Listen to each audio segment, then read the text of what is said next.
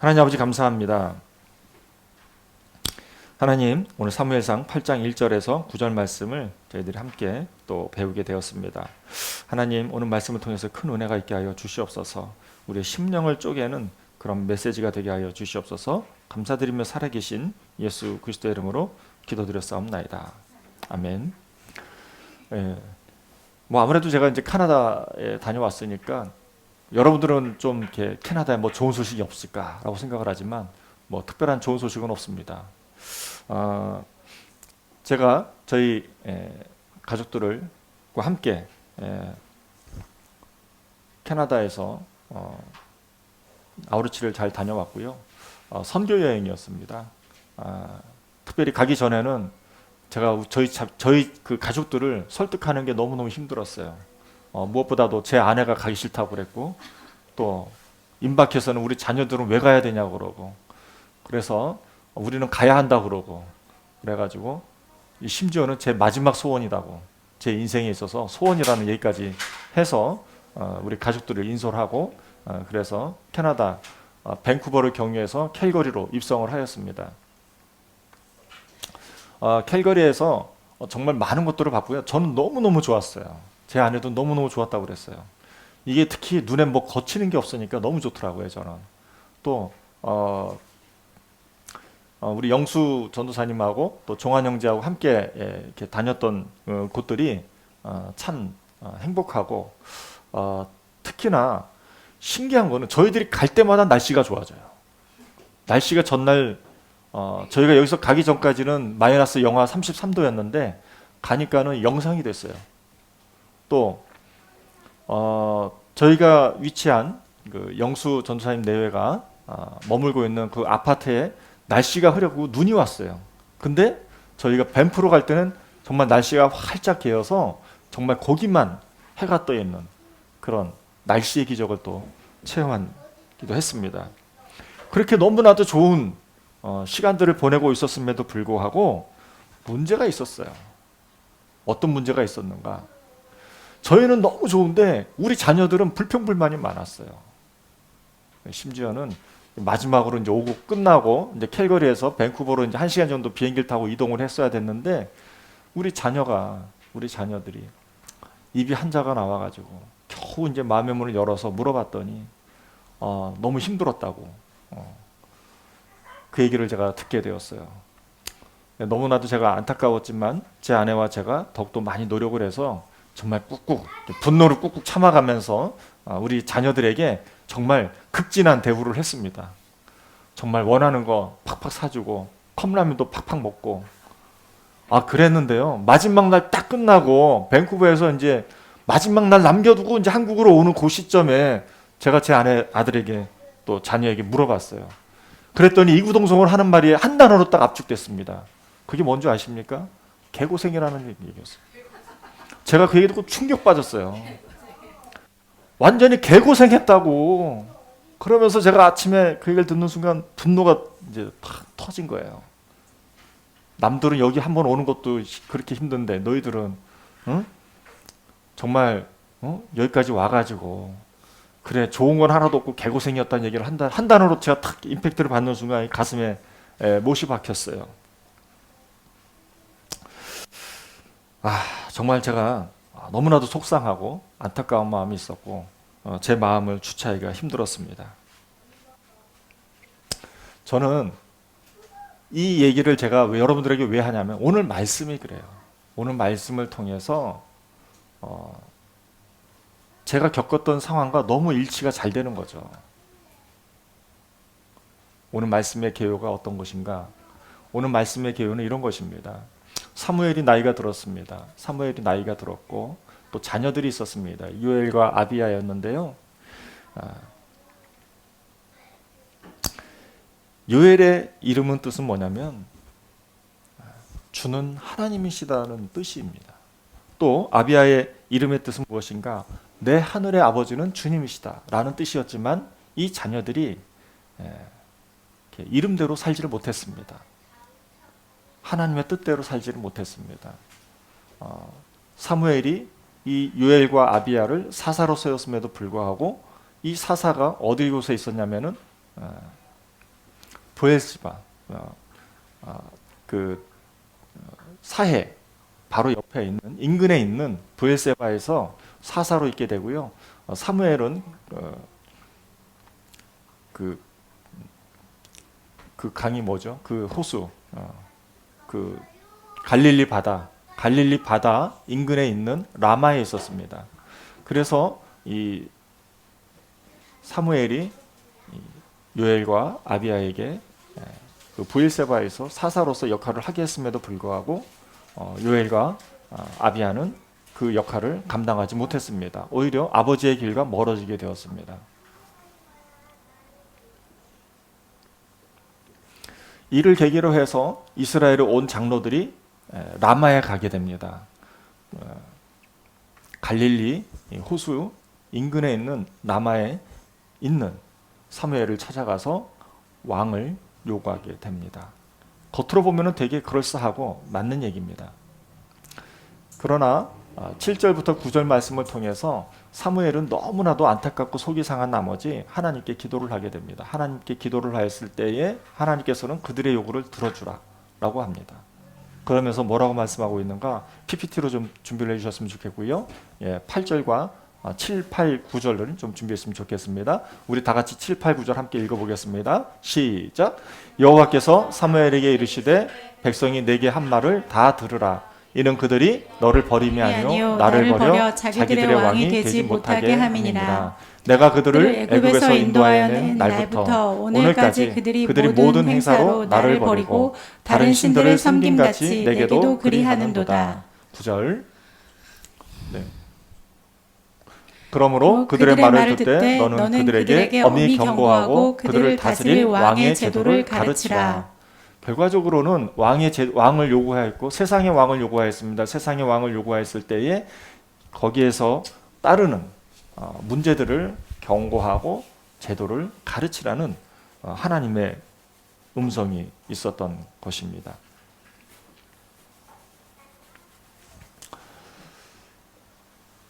여러분들 왕을 요구한다는 게 무슨 뜻일까요? 나라의 모든 통치권을 왕에게 주고 그 왕에게 땅도 분할을 받고 또 먹고 사는 문제도 해결을 받는 것을 말합니다. 이게 언뜻 보면은 오늘 말씀은 이스라엘 백성들이 굉장히 합당한 요구를 하는 것 같습니다. 그러나 저희들이 8장 이전에 어떤 일이 있었는지를 저희들이 상기해야 합니다. 그것은 뭐냐면 블레셋이 이스라엘을 쳐들어왔습니다. 이스라엘을 쳐들어왔는데 하나님께서 천둥을 통해서 우레와 같은 큰 소리로 블레셋을 물리치게 되고 이후에 하나님께서 블레셋을 막아주십니다.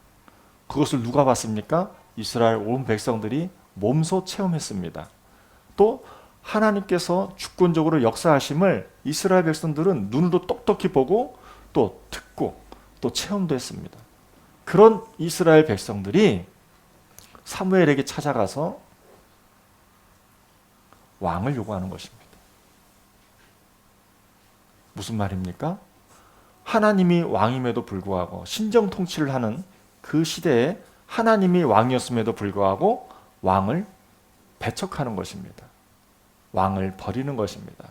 오히려 주종관계가 되는 세상 왕을 요구하게 되는 것이죠. 이게 문제예요. 신앙이 있는 자들이, 하나님을 믿는 자들이 하나님을 배척하고 세상 것을 취하는 그런 모습이 오늘 말씀을 통해서 나오게 되는 것입니다. 따라서 오늘 말씀의 대상이 누구입니까? 예수 믿고 구원받은 사람을 대상으로 하는 것입니다. 나는 아니겠지가 아니라 나도 포함이 되는 것이고 여러분도 포함이 되는 것입니다. 저와 여러분들에게 오늘 말씀이 명료하게 선포가 되어지는 것입니다. 저와 여러분들이 예수 믿고 구원받은 사람들이 하나님을 배척하는 문제가 뭐가 있지? 안 보일 수 있습니다. 왜? 너무나도 익숙하고 뻔한 거기 때문에. 당연한 것들로 내 몸 안에 체득이 되어 있기 때문에 어떻게 보면은 저와 여러분들이 하나님을 멀어지게 하는, 하나님을 배척하는 그런 습성과 문화, 태도가 있다라는 것입니다. 그게 문제예요. 그거를 오늘 말씀을 통해서 지적하는 것입니다. 신약 시대에 요한복음 9장 18절에서 33절까지의 말씀을 보면은 어떤 말씀이 나오고 있는가? 나면서 맹인이 있었어요. 나면서 맹인이 있었고 이 맹인이 예수님을 만나게 되었습니다. 예수님께서 이 맹인을 고쳐주고자 했습니다. 그러나 이 모습을 본 사람들이 있었는데 누가 있었는가? 바리새인이 있었고요. 종교 지도자들이 있었고요. 이스라엘 백성들이 있었어요. 예수님께서 이 나면서 맹인된 사람을 고칠 것인가 안 고칠 것인가에 관심이 있었어요. 그게 왜 관심이 되었을까요? 그 이유는 뭐냐면 안식일에 이 사람을 고치느냐 안 고치느냐, 안식일, 율법에 위배가 되느냐 안 되느냐, 여기에 초점이 둔 거예요.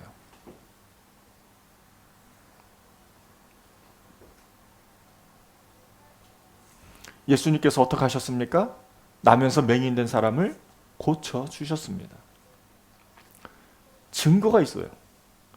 예수님께서 나면서 맹인된 사람을 고쳐주셨다니까는요. 눈이 띄어지고 보게 되었다니까는요. 흙을 짓이겨서 눈에 발랐을 때 이 사람의 눈에 세상이 보였습니다. 그런데 이스라엘 사람들은 자신들이 똑똑히 본 이 기적의 현상을 믿지 않는다는 데 문제가 있었어요. 왜? 내가 믿는, 내가 율법을 지키고 있는 안식일에 위배가 되기 때문에 이 예수님의 기적의 현장을, 또 치유된 현장을 믿지 않았던 것입니다. 그러고서는 바리새인들이 어떻게 했습니까? 나면서 맹인된 자의 부모님을 부릅니다. 과연 이 사람이 나면서 맹인이었느냐? 과연 그래서 고쳐졌느냐? 그 증거를 묻기 위해서 부모를 불렀을 때에 그 부모는 나면서 맹인된 자가 자신의 자녀임을 말하게 되고, 또 장성한 이 아들이 나면서 맹인이었던 이 자녀가 장성이 되고 눈이 치료가 됐다라는 얘기를 증거하게 됩니다. 어떻게 치료가 되었는지에 대해서는 자신의 자녀가 장성했으니까 이 자녀에게 물어보라고 얘기를 합니다. 이게 요한복음 9장 18절에서 21절 말씀의 내용이에요. 말씀을 한번 다 같이 보도록 하겠습니다. 시작.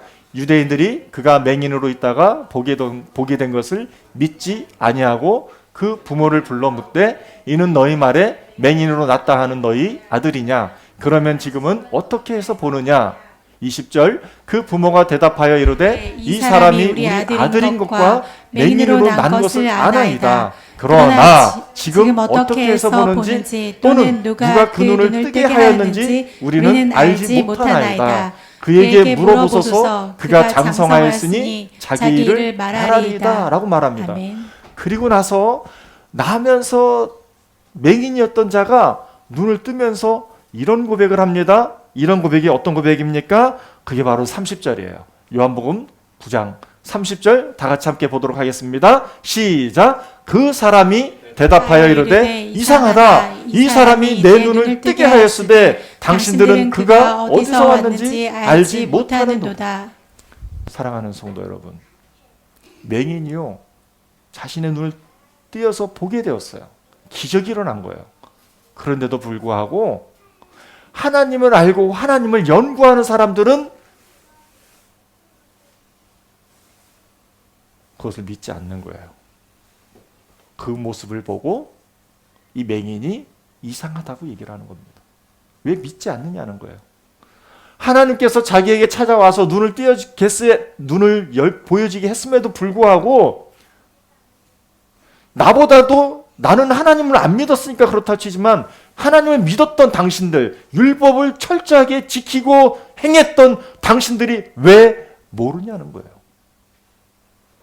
그게 이상하다는 것입니다.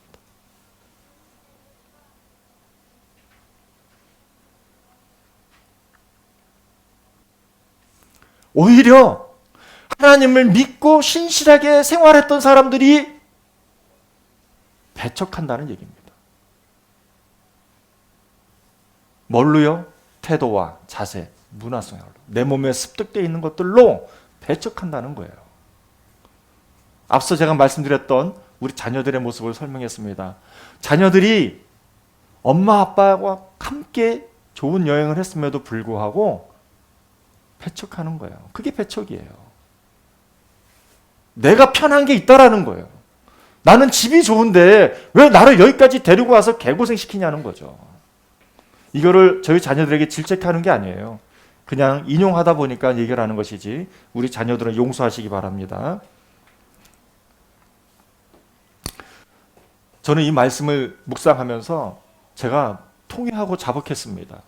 제가 회개했어요. 하나님 저 용서해 주세요. 제가 눈물이 많이 났어요. 이 말씀을 묵상하면서. 오늘 사무엘의 말씀을 묵상하며 사무엘서 8장 1절부터 9절까지의 말씀을 묵상하고 또 요한복음 9장 18절에서 33절까지의 말씀을 묵상하는 가운데서 정말 제가 통회하고 자복하면서 하나님 앞에 무릎 꿇고 회개를 구했습니다. 왜요? 그 이유가 있습니다. 제가 며칠 전에 천안에 다녀온 적이 있습니다. 천안에 캄보디아 사랑의 교회를 아는 목사님들과 함께 또 캄보디아 선교사님이신 박자진 목사님과 함께 천안을 방문하게 되었습니다. 그 교회를 잠깐 소개를 하게 되면은요, 그 교회는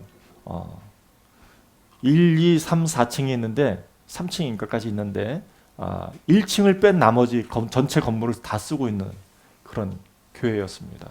그것도 공간이 좁아서 이사를 해야 된다고, 건물을 새로 얻어야 된다고 그렇게 얘기를 들었습니다. 제가 방문한 곳은 지하 1층하고 2층이었는데요. 지하 1층은 예배당이고 예배당은 100명 정도 수용할 수 있는 곳에서 매주마다 캄보디아 사람들이 그곳에 모여서 예배를 드리는, 뜨겁게 예배를 드리는 곳이었습니다. 또 제가 2층을 방문했는데 2층에는 목양실이 있었고요. 또 방이 여러 개로 나눠져 있어서 학사관 같이 형제들이 자는 방이 있었고 자매들이 자는 방이 있었고 또 거실에는 요리도 해먹고 응접실도 있었고 뭐 그런 곳이었습니다. 저희 목사님 대회하고 저희를 잘 영접해서 제가 융숭한 대접을 받았습니다. 여러분들 근데 오해하지 마십시오. 융숭한 대접이 다른 융숭한 대접이 아니었습니다. 캄보디아 장석큰이라고 하는 그 목사님의 사모님으로부터 과일 대접을 받았고요. 차를 받았는데 캄보디아에서 먹는 차라고 하는데 이게 쉽게 말하면은 저희 그 커피 걸러내는 그 종이에다가 이걸 걸러서 줘야 되는데 통째로 주셨어요. 그냥 원료 녹차 같은 거 거기다 원료를 통째로 풀어가지고 줘가지고 저희가 그걸 먹지를 못했어요. 그래가지고 우리 목사님께서 수저로 직접 가져와가지고 다 건져냈어요. 그래서 저도 제 것도 다 건져 주셨어요. 그래가지고 그걸 다 건져가지고 겨우 이제 물만 된 걸 가지고 티가 된 걸 가지고 제가 먹게 되었습니다. 사모님께서 과일을 내오셨어요. 뭐 배하고 귤 정도 내오셨습니다. 근데 우리 목사님들이 열심히 과일을 먹었는데 이 과일 주는 속도가 늘지 않는 거예요. 과일을 좋아하시는 분들인데도 과일을 못 먹는 거예요. 왜 그랬을까요? 왜 안 드시자고 제가 먹었어요. 그때 제가 한 입 딱 깨무는 순간 못 먹겠더라고요. 왜냐하면 그 과일을 이게 제가 그 사모님을 모함하는 건 아니에요. 그냥 그 상황을 설명을 하는 것이지. 그 교회에서 내온 그 과일이 이렇게 여러 가지 음식들이 섞인 양념이 섞인 그 칼로 자른 것이었어요. 그래가지고 과일을 먹는 게 아니고 여러 가지 다양한 양념을 다 맛보게 되는 것이었죠. 그러니까 비위가 상할 수밖에 없는 상황이었어요. 그걸 또 아무렇지 않게 먹어야 되잖아요. 저도 열심히 먹었어요. 그래서 우리 목사님들이 주로 과일만 많이 드셨고요. 저도 열심히 같이 과일하고 배도 먹었습니다. 그렇게 이제 한참 교제를 하고 나서 목사님께서 이제 각 시설들을 소개를 해주셨습니다. 자매방하고 형제방, 또 하나의 방이 있었고 그 방을 소개하는데 외국인들이 사는 곳이어서 그런지는 모르겠지만 되게 깨끗하지 않았어요. 근데 더 강하게 이렇게 좀 충격으로 왔던 건 뭐냐면 냄새가 훅 났어요. 한 방을 탁 들어갔는데 너무 냉골인데 거의 난방을 하질 않아요. 난방을 하지 않고 주일날 예배될 때만 잠깐 쓰는 거예요. 기름값이 너무 비싸, 기름 보일러니까 너무 비싸서 떼지 못한다는 거예요. 딱 들어갔는데 냄새가 이렇게 훅 올라오는데 그거 힘들더라고요.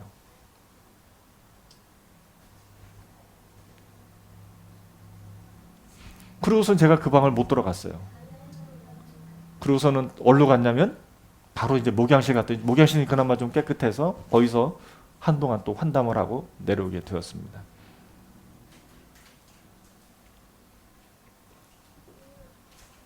사랑하는 성도 여러분, 제가 누구입니까? 저는 예수 믿고 구원받은 자칭 예수 믿고 구원받은 성도이고 또 저희 주만날교회 담임 목사입니다. 또 선교를 지향하는 목회자입니다. 그런데 이런 제가 저도 모르게 캄보디아 사랑의 교회를 다녀오고 나서 저도 모르게 캄보디아를 배척하는 저도 모르는 습관이 나타나게 된 것을 제가 발견하게 되었습니다.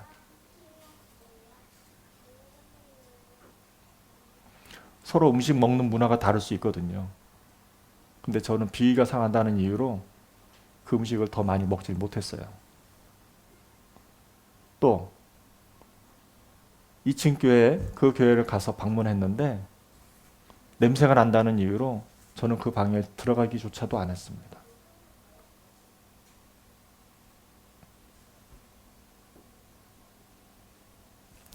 그들이 말하는 언어도 무슨 말인지 못 알아듣겠더라고요. 그러면서 제 안에 발견한 태도가 뭐였냐면은 그들을 향한 경시하는 태도가 있다는 것을 제가 발견하게 되었습니다.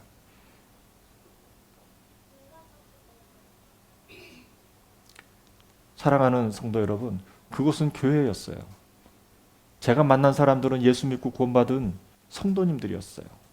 그들과 함께 교제하고 교류하는 게 힘들었던 상황이 돼버린 거예요.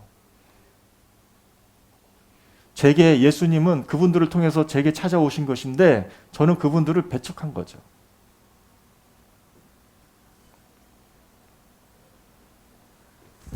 나와 다르다고, 내 문화와 다르다고, 내 습관과 다르다고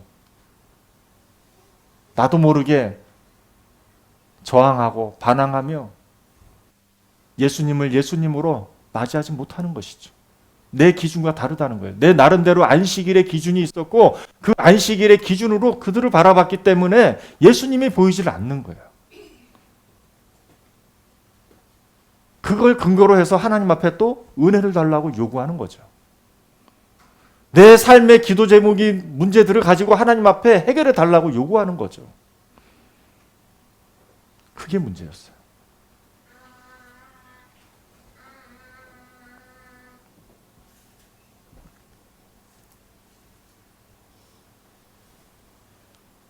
사랑하는 성도 여러분, 배척이라는 것은 다른 게 아닙니다.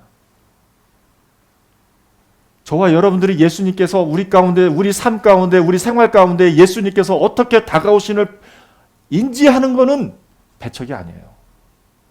그러나 인지하지 못하는 것은 배척이에요. 여러분의 생활 습관의 태도와 자세, 그걸로 배척하는 것들이 있습니까? 그건 예수님을 배척하는 거예요. 그곳에서 예수님을 봐야 되는데 예수님을 보지 못했다고 한다면 그건 배척하는 거라니까요. 그게 오늘 말씀처럼 우리는 또 다른 왕을 요구하는 거예요. 내 기준에 맞는 왕을 요구하는 거라고요. 누구처럼요? 이스라엘 백성들처럼. 그걸 오늘 말씀을 통해서 저와 여러분들에게 주시는 교훈인 거예요. 그걸 회개하라는 겁니다. 회개가 없기 때문에 은혜가 없는 거예요. 예수님을 예수님으로 알아보지 못하니까 은혜가 없는 거예요.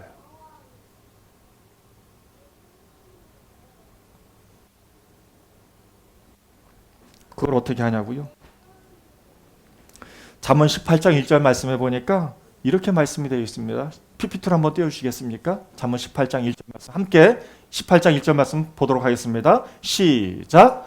무리에게서 스스로 갈라지는 자는 자기 소욕을 따르는 자라 온갖 참 지혜를 배척하느니라. 이게 무슨 말씀인지 모를 수 있습니다. 여러분들 잘못이 아닙니다. 이것을 세번역본으로 해석이 되었는데 이게 제 말씀 가운데 제 마음 가운데 부딪혀 왔습니다. 사랑하는 성도 여러분, 18장 1절 말씀 표준 세번역본으로 함께 보시도록 하겠습니다. 함께 읽겠습니다. 시작. 다른 사람과 어울리지 못하는 사람은 자기 욕심만 채우려 하고 건전한 판단력을 가진 사람을 적대시한다는 것입니다. 제가 그랬다니까는요. 사랑하는 성도 여러분, 제 얘기입니까? 여러분들 얘기입니다. 회개하라는 얘기입니다.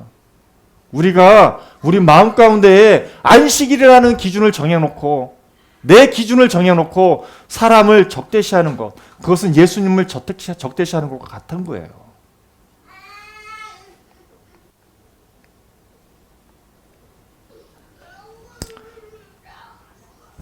마무리하도록 하겠습니다.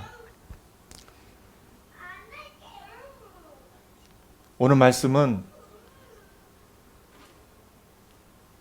사무엘의 자녀들이 요엘과 아비야를 통해서 이스라엘 장로들이 그들이 사무엘을 온전히 따르지 못했다는 이유로 그 이유를 근거로 해서 왕을 요구하는 것입니다.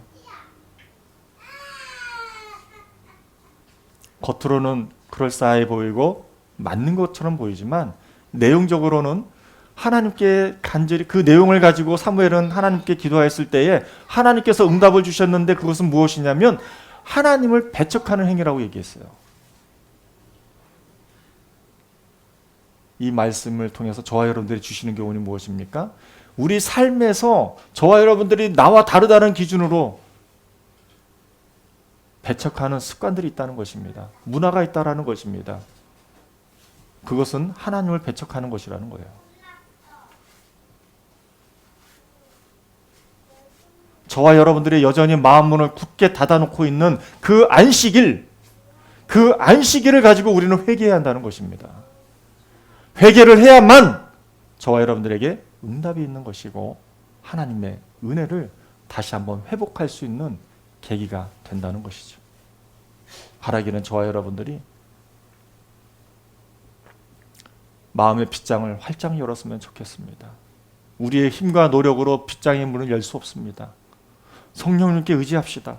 예수님의 그리스도의 보혈의 피로 우리의 마음의 빗장문을 활짝 열어 주시옵소서.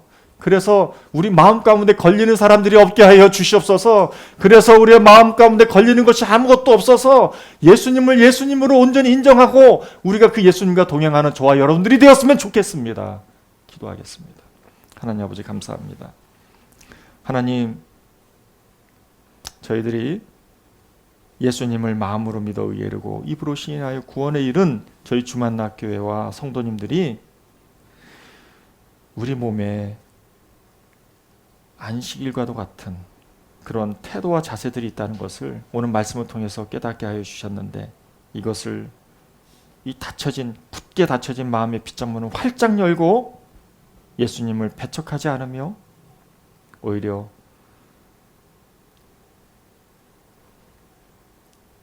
예수님을 가슴 깊이 끌어안아서 우리의 은혜의 지경이 확장되어지는 그런 놀라운 기적 역사들이 있게 하여 주시옵소서. 감사드리며 살아계신 예수 그리스도의 이름으로 기도드렸사옵나이다. 아멘.